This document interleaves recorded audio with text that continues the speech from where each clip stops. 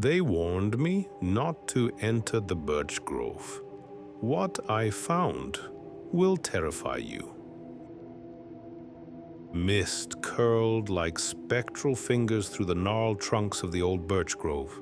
Moonlight, pale and tremulous, filtered through trembling silver leaves onto the forest floor, where footprints of 100 lost souls seemed to linger. I arrived at the edge of this grove on a bitter autumn night, drawn by whispers in my blood. Ancient warnings my grandmother uttered with trembling lips. The forest remembers, she had said, and when it calls your name, you must never answer. Yet there I stood, heart pounding, as if something unseen had tugged at my sleeve. The village behind me lay silent beneath the domes of its wooden church, its few lanterns flickering against low, sod-roofed huts. Beyond the last cobblestone street, cattle huddled in pens and smoke rose lazily from stout chimneys. Normal life pressed close, but here on the threshold of the grove, all familiarity unraveled. The air smelled of damp moss and decay, and every snapped twig echoed like a warning drum. I felt the brush of cold sweat on my nape, the sudden stiffening of nerves as the night breathed around me. They said no one who ventured beyond the birch line ever returned the same. They said the gods of the forest demanded the toll. They said the wind would mimic your voice and the trees would close behind you, trapping your soul. I was afraid, but fate, it seemed, had already chosen me. I took my first step beneath the arch of white bark, and the grove exhaled into silence. The deeper I walked, the more the world I knew slipped away. My flashlight's beam danced over roots like arthritic fingers and over toadstools emitting phosphorescent halos. Far overhead, branches knotted into shapes that could have been skulls. Each step crunched on a carpet of rust-red leaves, a brittle reminder that nothing living here welcomed me. My footsteps seemed too loud, as if a choir of hidden listeners recoiled at the intrusion. After 15 minutes, which felt like an eternity, I found an abandoned well, its stone rim worn smooth by centuries of rain. I peered over, straining to see bottom, but the water was ink-black and still. A single shimmering ripple shivered across its surface, as if answering some unspoken question. I remembered the legend of the drowned maiden, a rusalka, who lured young men to their deaths in icy pools. A laugh, half-choked, rose in my throat. Folk tales, I reminded myself. Myths to scare children. Yet then I heard my name, breathed on the midnight wind. Ivan. The familiar syllables twisted into something cruel. I froze. My flashlight trembled. Ivan, it whispered again, closer. My heart leaped. My name, used by the forest itself. I spun around.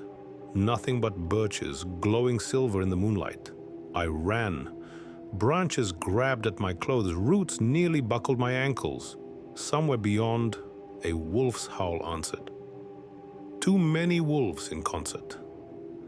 Panting, I stumbled into a clearing dominated by a rotting wooden cross draped in rotten ribbons.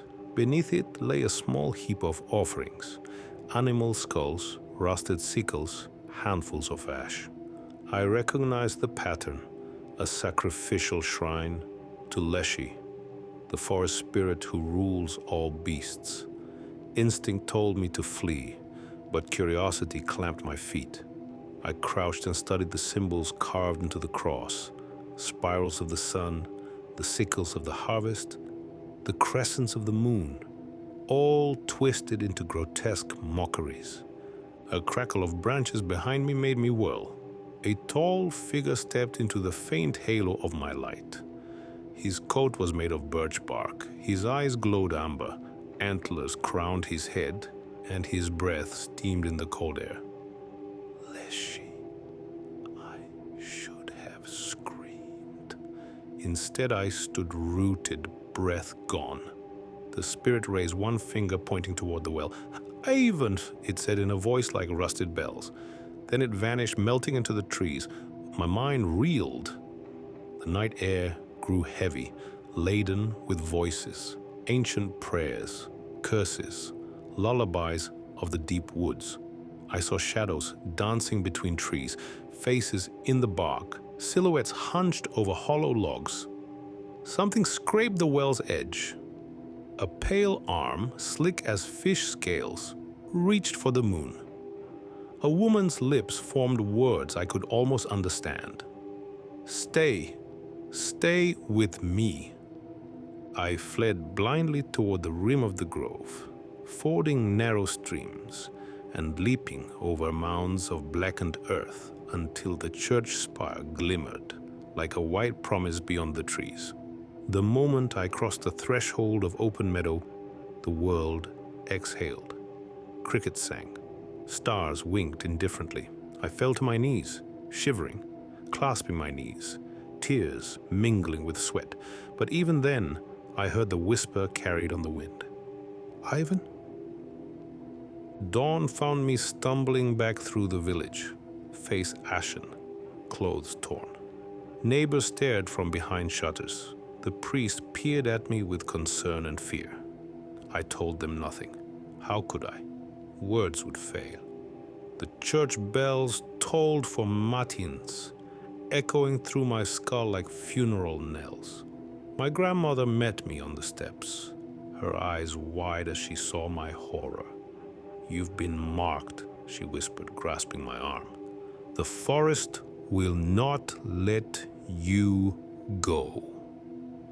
At breakfast, I could barely swallow. Every forkful of kasha tasted of ash. At midday, I resolved to return no matter what, to burn the shrine and break the curse. My pride and desperation flared against my terror. I gathered an axe, lantern, and handful of herbs blessed by the priest, and pressed my trembling lips to the wooden cross hanging over my door, an amulet to ward off evil. By twilight, I stood once more at the birch grove's threshold. A storm thundered in from the west, lightning flickering like jagged runes across slate skies. Rain began to fall, fine and icy, carrying the scent of wet earth and something fouler. I gripped the axe's handle, throat raw with a scream I could not let free. Inside, shadows lunged. My lantern flickered, sputtered, and died. I chopped at the air, and then into a tangle of vines and branches that formed the old shrine. Wood splintered, ribbons fell away, skulls tumbled. A roar, deep and furious, shook the trees. Rain lashed my face. Wind screamed through torn leaves like the wails of the damned. Then came silence. The grove held its breath. From the well, a single clap of thunder resounded, and a pale shape lurched out. A woman draped in seaweed and moss, eyes black as the void. She drifted toward me, her arm outstretched, murmuring my name. "Ivan, stay." Adrenaline flared. I raised the axe and brought it down on the effigy's remains. The shrine shattered in a spray of rotten wood and bone. The spirit screamed, a sound like ice cracking underfoot. The ground heaved. Roots writhed like serpents. Lightning split the sky overhead. A jagged bolt struck the cross I carried at my chest, sending splinters flying and setting me ablaze for a heartbeat of searing agony. Then, nothing. I awoke beneath the silver birches at dawn, soaked by rain but miraculously unharmed. The shrine was gone. No trace of wood, skulls, or vines remained. The well stood empty, its stones smeared with mud. The forest lay silent, as if pauperized of its ancient terror. I staggered home, shoulders aching, heart thundering. In the days that followed, Rumors swirled through the village. The shrine mysteriously collapsed in a midnight storm. Villagers claimed to have glimpsed a shape fleeing the clearing. Livestock in nearby pens trembled and bolted without cause. I said only that the grove had been cleansed, but even as I spoke, I heard the faintest rustle of leaves outside my window. My name drifted on the wind. Ivan, Ivan. Now nights are restless. Sometimes I dream of amber eyes in the darkness, of antlered silhouettes beckoning me back. I avoid the cedar door of my grandmother's cottage, afraid she might whisper of fates worse than death. Yet, deep in my bones, I know the forest's call will come again. For it remembers. It knows my name. And when the mist steals in once more through shattered window panes, I fear I will have no choice but to answer.